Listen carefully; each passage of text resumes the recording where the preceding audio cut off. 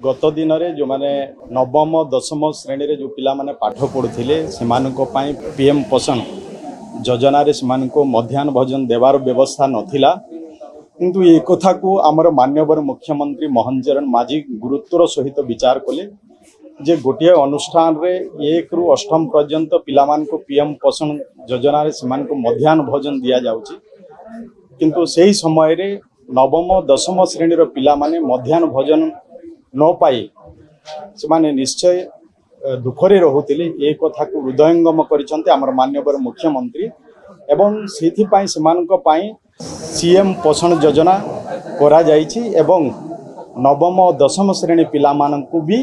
राज्य सरकार बजेट रु सेमानकु भी सीएम पोषण योजना रे अंतर्भुक्त करा जाई सेमानकु भी मध्याह्न भोजन देवार व्यवस्था आज आम सरकार रे करिसंती। निश्चय